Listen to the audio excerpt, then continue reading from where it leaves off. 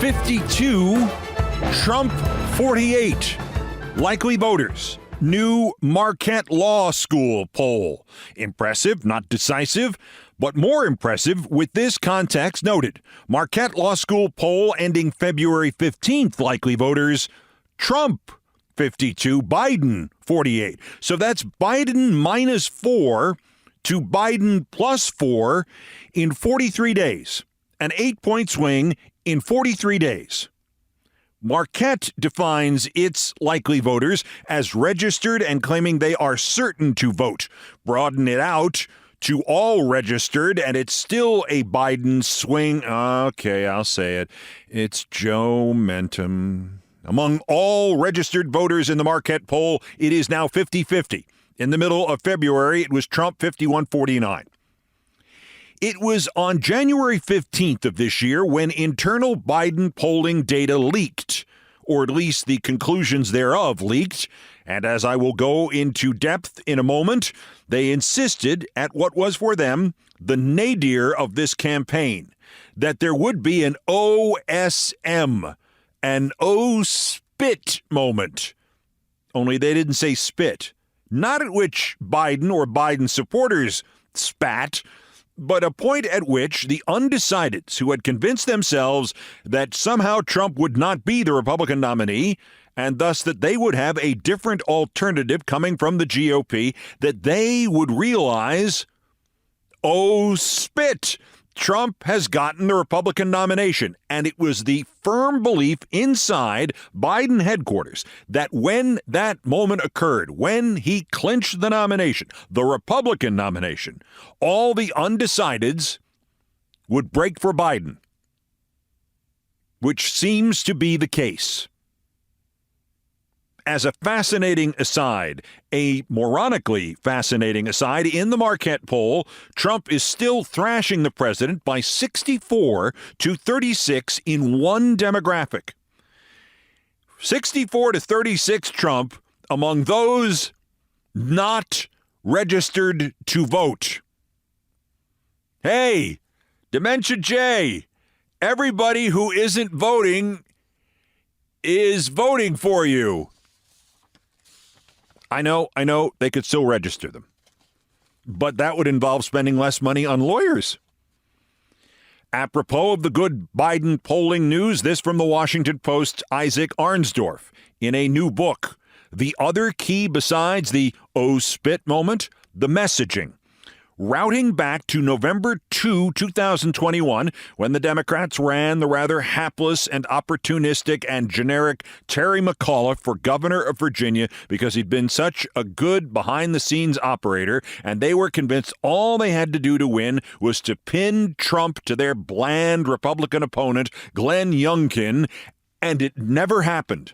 And McAuliffe lost a nominally Democratic state in the immediate aftermath of the Trump insurrection, and he lost it by 260,000 votes to a guy in a parka vest. In his new book, Mr. Arnsdorf says Anita Dunn of the White House promptly convened the key guys from 4 different campaign consulting and media groups to figure out why that happened. And the answer was the messaging. Like, the Democrats don't have any messaging. So they put it out for research. They researched it. And the polling came back thusly. 80% of American voters of all kinds knew what MAGA was. And half of that 80% had an unfavorable opinion of what MAGA was. Voters used terms like dangerous, divisive, extreme, power-hungry. MAGA. Now, how could you paint Republicans, all Republicans, as MAGA? MAGA and Republicans. MAGA and Republicans. Knowing upper hierarchy Dems, they probably workshopped Republican MAGAs for 8 weeks. Then Hoopsucker. Then the Hudswinger, before somebody said, fellas, I got something. MAGA Republicans. That's when and why Biden began calling them that. MAGA Republicans. And when even Politico, which reported this, says, and the rest was history, a corner has been turned. By the way, go and do this. Google MAGA Republicans, in quotes. MAGA Republicans. There are 1,340,000 results. The other evidence that the rest might indeed be history, gamblers. Now, they are just as flawed in terms of predictive quality as pollsters and analysts are. The gamblers were still heavily betting on Hillary Clinton the morning of the 2016 election. Still, this is worth a note. On March 3rd, betting at a thing called Polymarket on who will win the 2024 U.S. presidential election was Trump 54%, Biden 32%. Betting at Polymarket this Wednesday was Trump 47%, Biden 43%. Betting at Polymarket last night was Trump 46%, Biden 44%. Again, this is the result of how people gamble. Still, it is a good measure of what people think is happening or what they believe is beginning to happen, and it is usually dispassionate. It is concerned only with money. And in 32 days, Trump lost 8 points and Biden gained 12 points in this Polymarket. A 20-point swing in 32 days is a 20-point swing, and I don't care if it's in the Polymarket or in the mini market. So that's what I was thinking about while I was unconscious in the hospital yesterday. The minor medical procedure, my colonoscopy. I was there when he made his hemorrhoid joke at the 1980 World Series, so I think I'm entitled to paraphrase George Brett of the Kansas City Royals. Well, there it is, your proof that I am a perfect asshole. All good, except for, the being unconscious part. So as I think I may have warned you 3 times this week, today's podcast is truncated. In fact, what you have heard is all the new there is today. But I wanted to do a redux of that first bit from 2.5 months ago when people still remembered who Dean Phillips used to be, and the White House was answering not with panic, but with the spit moment. And I also wanted to recap last week's polling news that very much lines up with this stuff from the Marquette poll. And if you don't want to hear it again, I get it. I think it's insightful. Not what I said, but what they said. Plus, I'm really tired. So here's all the new I had in me, because I had other things in me that we had to get out too. And I'll see you with an all new on Monday night, Tuesday morning. Till then, good night and good luck. Play the tape now.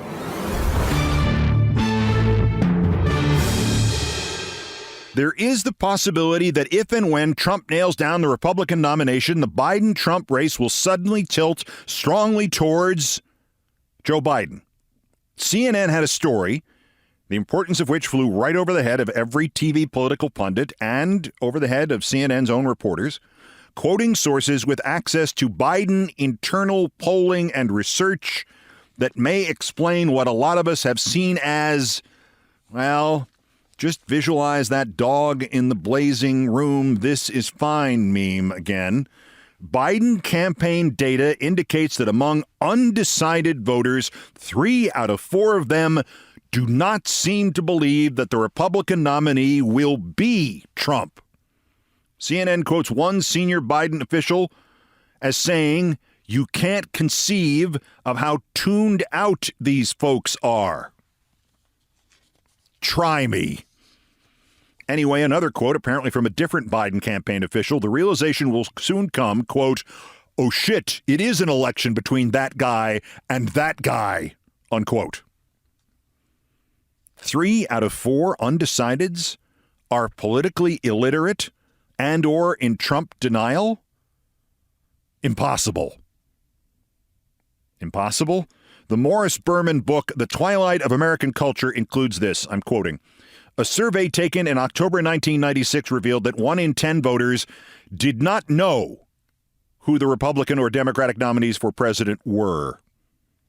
That was 1996, less than 1 month before the 1996 election, by which point the Democratic nominee, if you've forgotten, had been president for 3 years and 9 months. Now, this is a guess.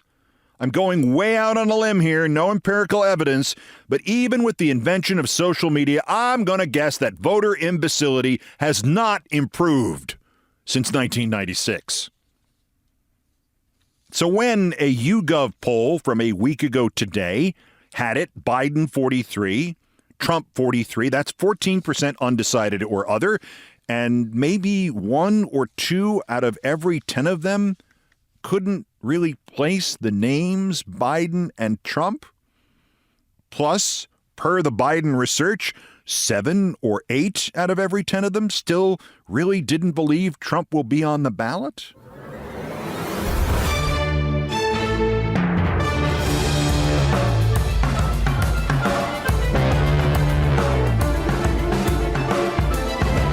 Trump and Trump-leaning undecideds, 50. Biden and Biden-leaning undecideds, 50. In the Harvard-Harris poll, the Harvard-Harris poll about which a Harvard school newspaper columnist wrote on Tuesday, Harvard should break up with the Harris poll because the university is, quote, lending its name to a methodologically flawed poll that often promotes a right-wing political agenda. So forget the Olbermann caveat numbers of undecideds and margins of error. The Harris poll itself leans right, yet even it has this race a tie. And moreover, with the spoiler candidates and with the undecideds undecided, it has it 40-37 Trump and the 8% undecided leaning 61% to Biden, including 58% of independent undecideds and 41% of Republican undecideds. And that is, after all, exactly what the Biden internal metrics told the president's campaign months ago. And that is exactly why they did not panic when everybody else panicked, because they stuck to the mantra that the minute Trump actually got the Republican nomination, the undecideds and the independents would have their oh spit moment and break for Biden, even in the right-leaning Harvard-Harris poll, or as it is colloquially referred to, the Mark Penn Personal Vendetta poll. And in the Bloomberg Morning Consult poll of swing states, which was the talk of politics when Trump was ahead everywhere, but it is not the talk of politics at this moment because in the new one, Biden went up in 6 out of the 7 states, leading in Wisconsin, tied in Michigan, tied in Pennsylvania, -2 in Nevada.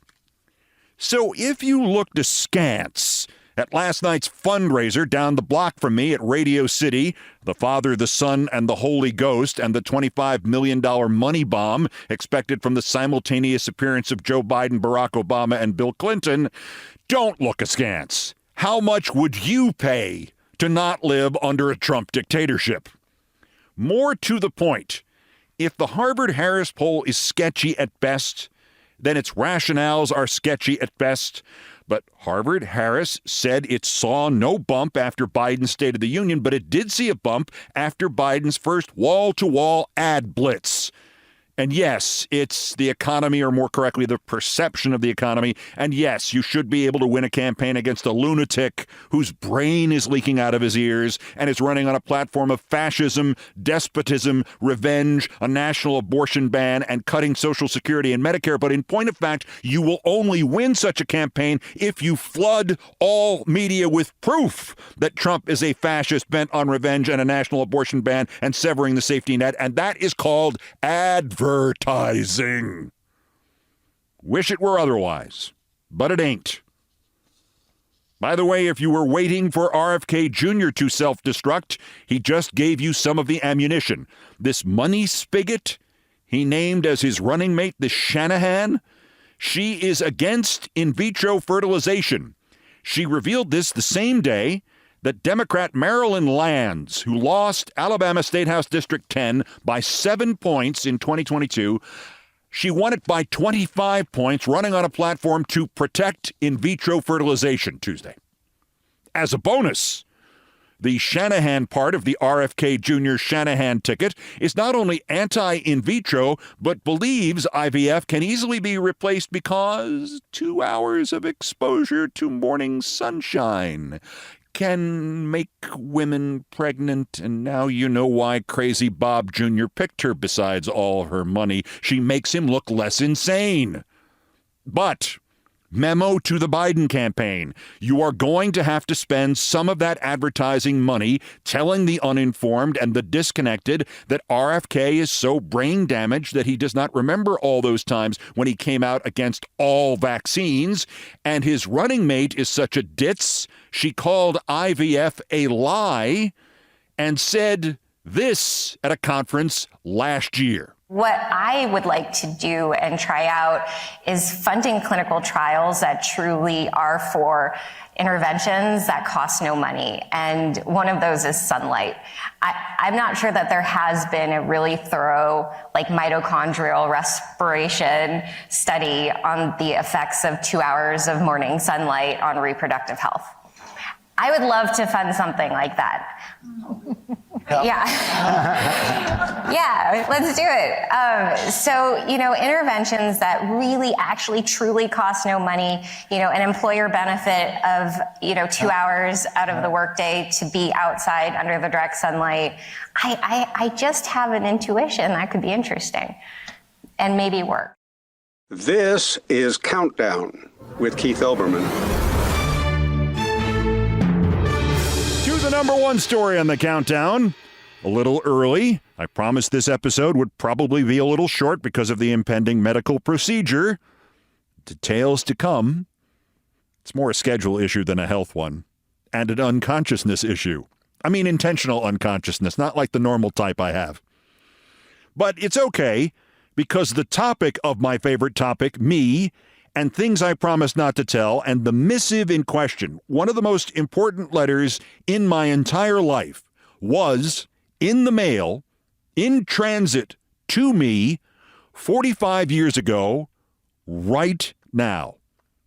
Plus, I just saw, after all these years, a photograph of the man who sent that letter when he was a newscaster at WCBS Radio in New York, and he suited up in a Yankees uniform at a radio all-star game at the original Yankee Stadium in the summer of 1965. He looked serious and young. He was 3 months older than my dad was, and it was as startling to see him as it is still startling to read the letter he wrote to me. This is the story, and it is a long one, of the Adler letter and the hell through which I had to go just to read it. The Adler letter, falling into my hands on the night of Sunday, April 8, 1979, was like the postscript to a breathless 500-page novel that turns out to be 1,000,000 times more exciting, more interesting, and more important than any of those 500 pages or the 500 pages combined. We had driven by that point around 9 or 10 hours. I do not believe I ever actually expected to die on the trip, but I was, at least a dozen times, absolutely convinced that George and I would wind up in the hospital. He and I were college seniors, gone home to see the defending two-time world champion New York Yankees open the 1979 baseball season, and then back on the road for the 4.5-hour trip from the parking garage at Yankee Stadium to the rural wilds of Ithaca, New York. We had done this countless times, but I did not know as I got out of my dad's car and later on into George's that this trip had two previously unimaginable components.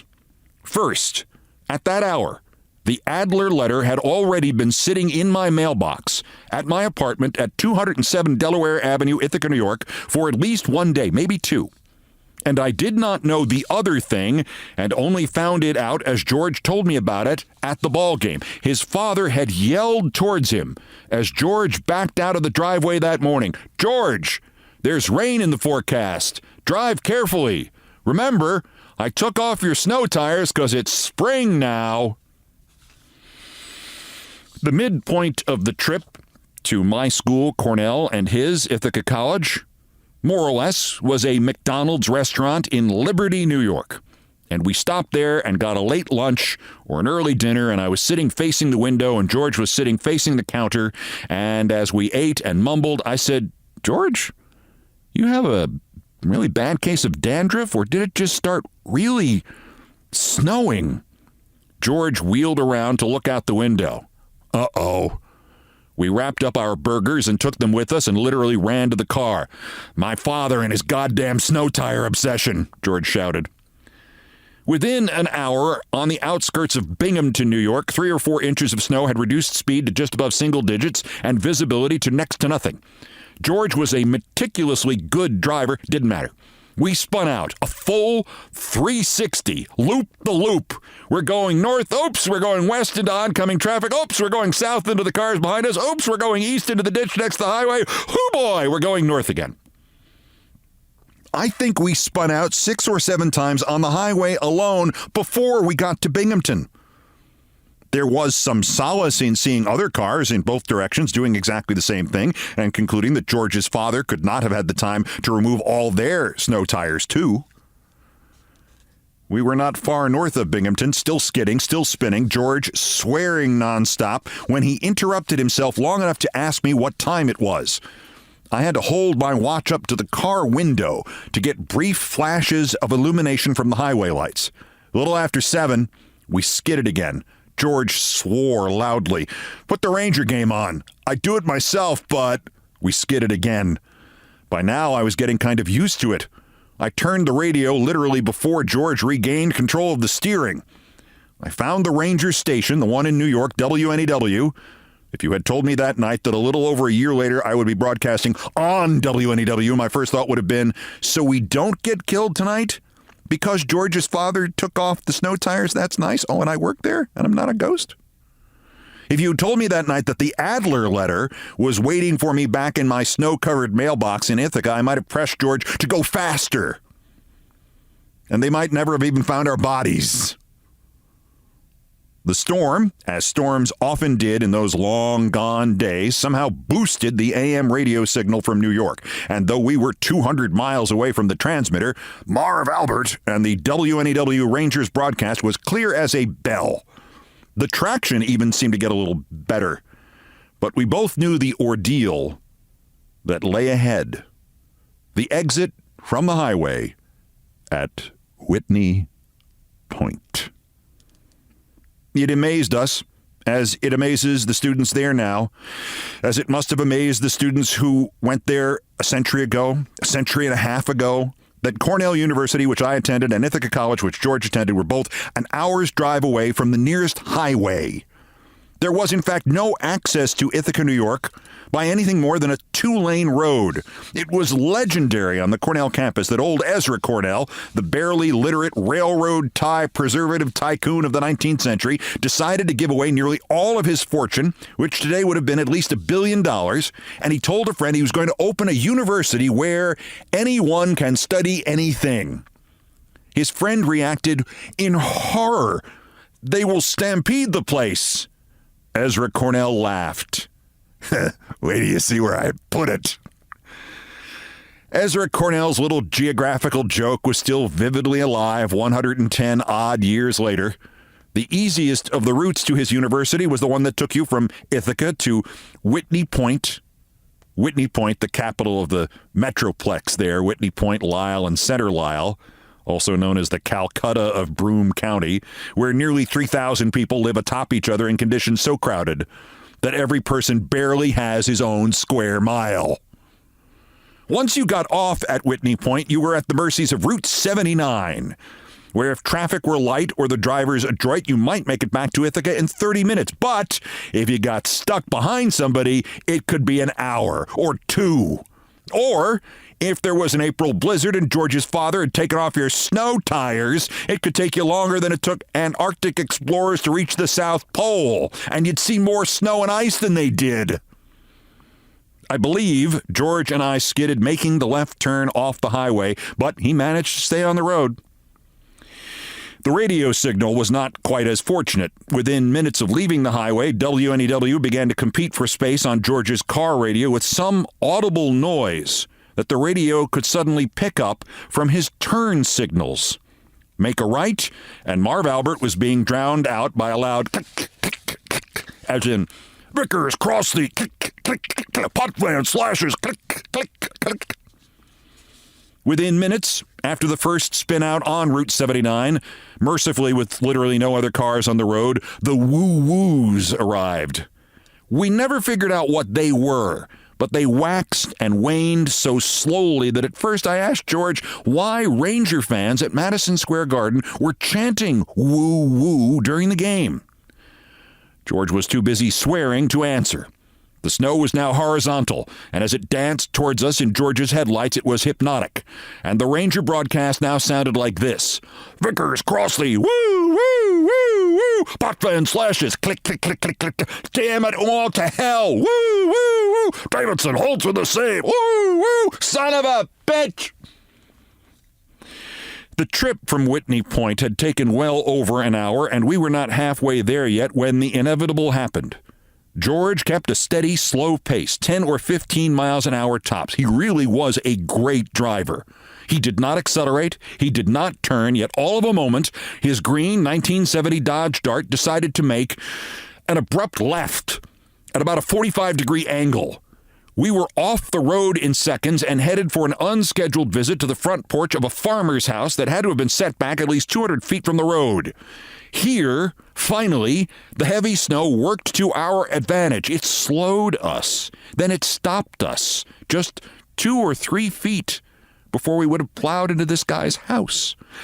However, since we were in Richford, New York, birthplace of John Rockefeller, by the way, or we were in Caroline or Caroline Center or Slaterville Springs or wherever the hell we were, the homeowner emerged bearing not a gun nor an attitude, but genuine concern.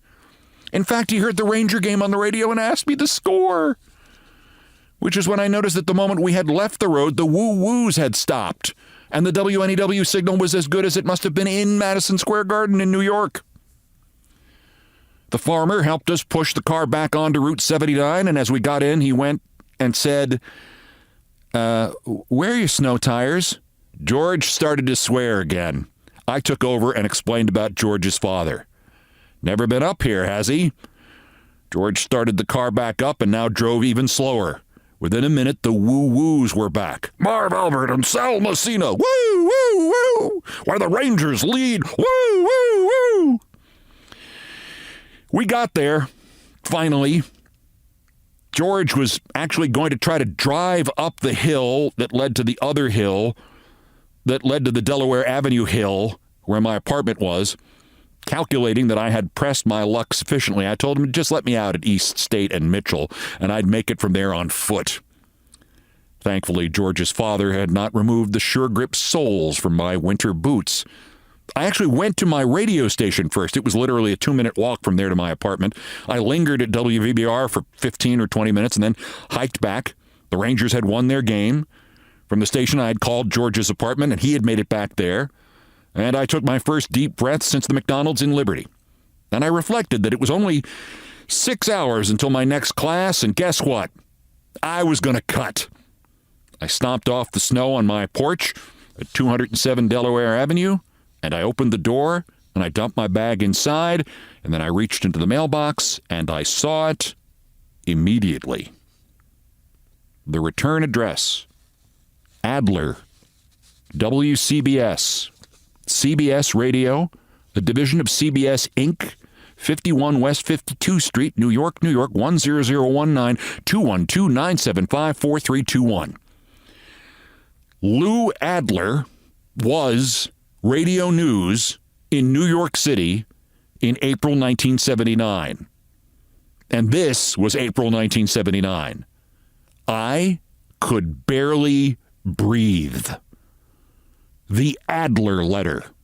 What was in the Adler letter, which explains why 5 decades later I know it by heart and can tell you exactly where it is at the moment. That's next. This is Countdown.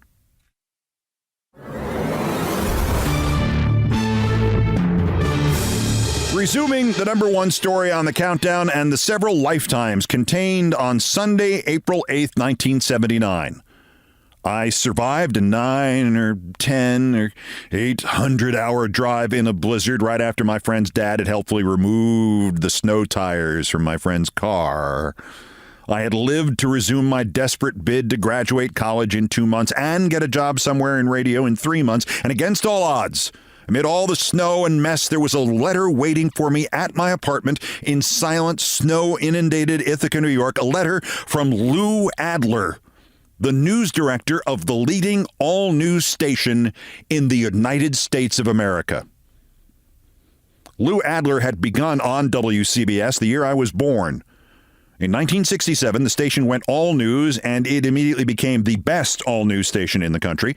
Lou Adler co-anchored the mornings, and 8 years earlier, he had become the station's news director. He was the best. His co-anchor, Jim Donnelly, was the best. His sportscaster, Ed Ingles, was the best. His reporters were the best. His weatherman was the best. His traffic guys were the best. His jingles were the best. I listened daily in high school and when I was home from college. I did not take literal notes, only mental ones.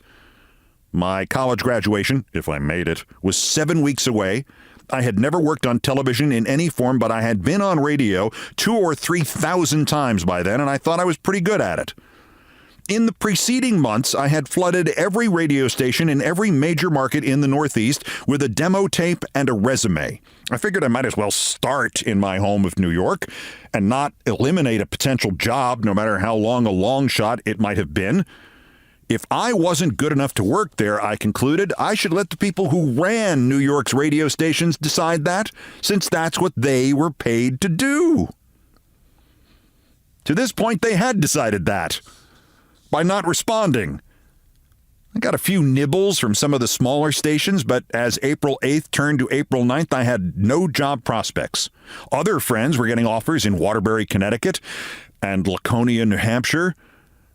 The thought of which, and nothing against either of those cities, filled me with terror. And now, after this ordeal by snow and without snow tires, after the WNEW woo-woos and George's father's near fatal decision to remove those winter tires, here in my hand was a letter from the man who was, to my mind, the best radio newscaster I had ever heard. Obviously, it would be a rejection.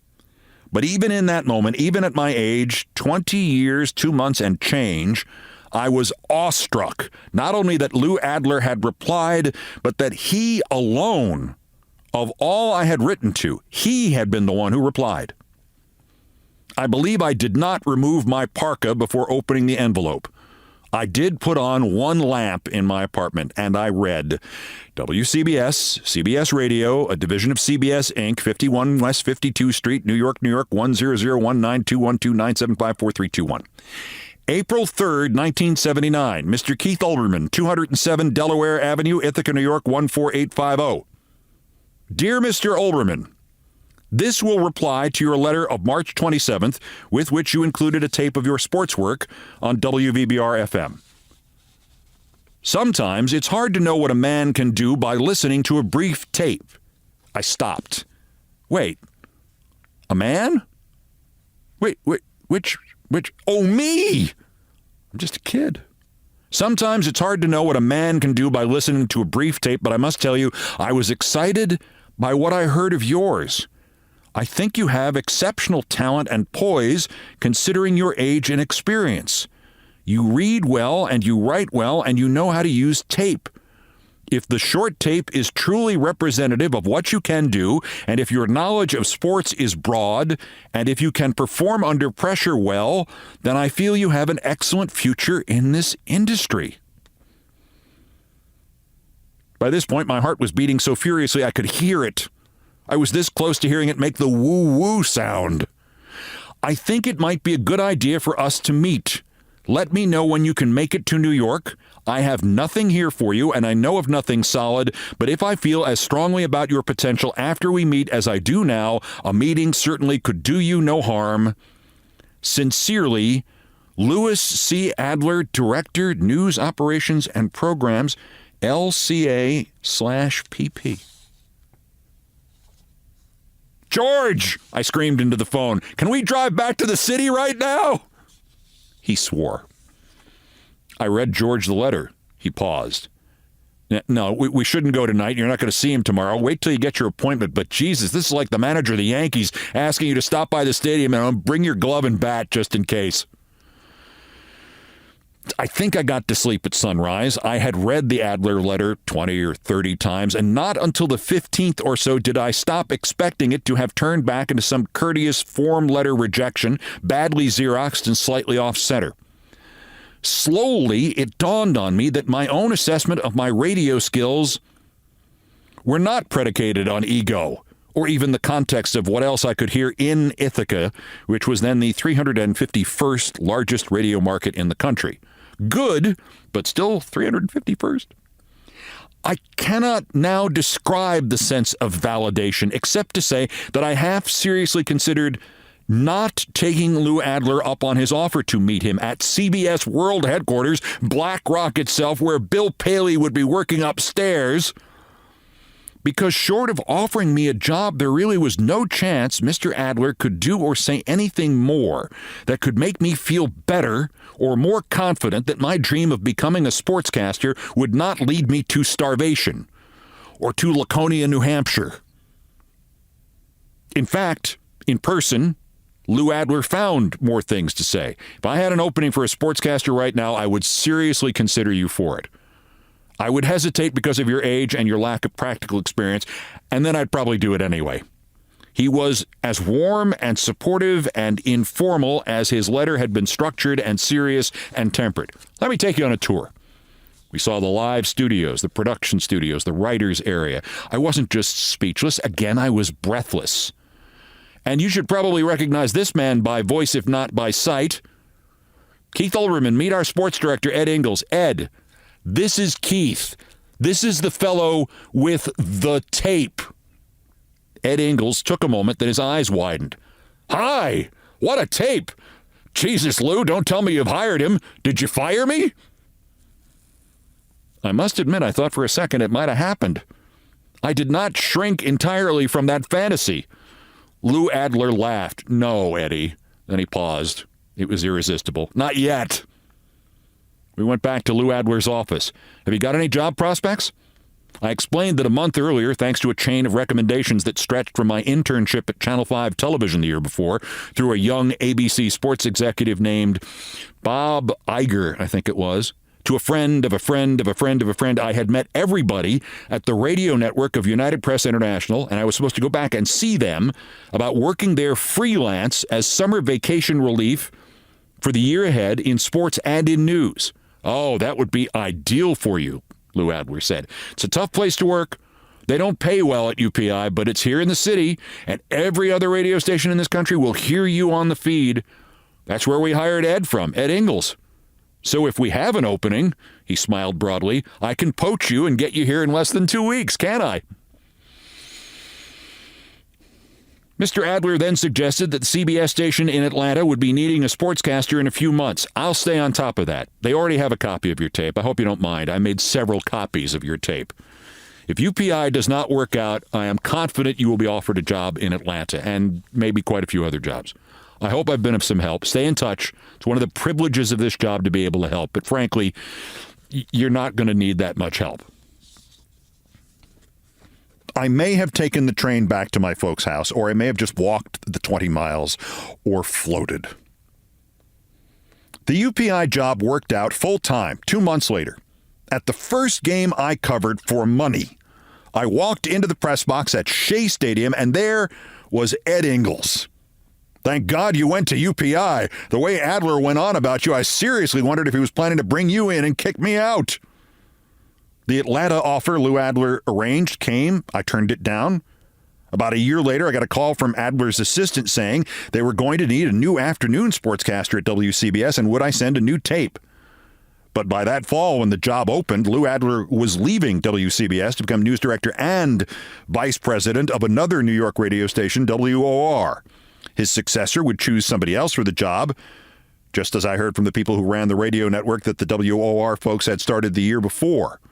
It was not coincidental. Lou Adler had sent these people starting this new network my tape.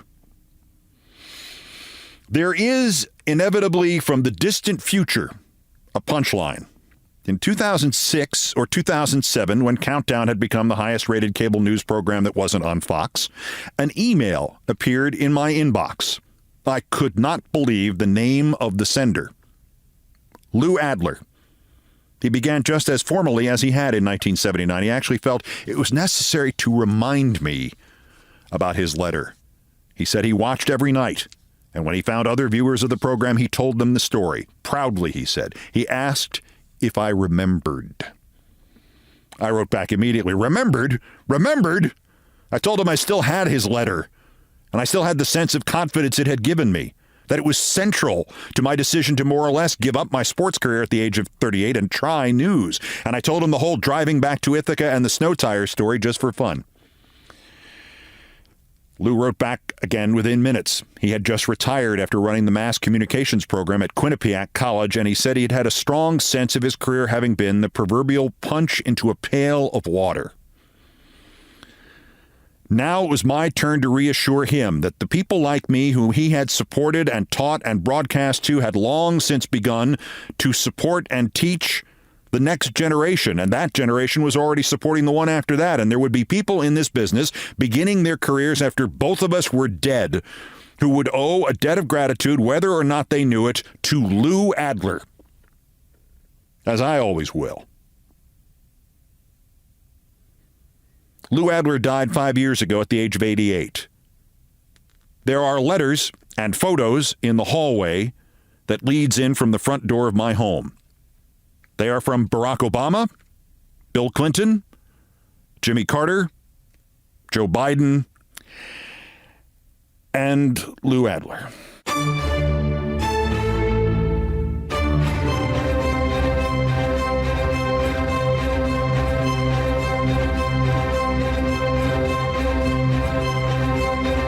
I've done all the damage I can do here. Thank you for listening. Countdown musical directors Brian Ray and John Philip Chanel arranged, produced, and performed most of our music. Mr. Ray was on the guitars, bass, and drums. Mr. Chanel handled orchestration and keyboards. Produced by TKO Brothers. Other music, including some of the Beethoven compositions, arranged and performed by the group No Horns Allowed. The sports music is the Olbermann theme from ESPN2, written by Mitch Warren Davis, courtesy of ESPN Inc. Our satirical and pithy musical comments are by Nancy Faust, the best baseball stadium organist ever. Our announcer today was my friend John Dean. Everything else was pretty much my fault. That's Countdown for this, the 217th day until the 2024 presidential election, the 1,184th day since Dementia J. Trump's first attempted coup against the democratically elected government of the United States. Use the 14th Amendment, use the not regularly given elector objection option, use the Insurrection Act, use the justice system, use the mental health system to stop him from doing it again while we still can. The next scheduled countdown is tomorrow. Again, it might not happen. It might be abridged, depending on this routine medical procedure. If the hospital issues a bulletin, don't look for a new edition tomorrow. Otherwise, bulletins as the news warrants. Till then, I'm Keith Olbermann. Good morning, good afternoon, good night, and good luck.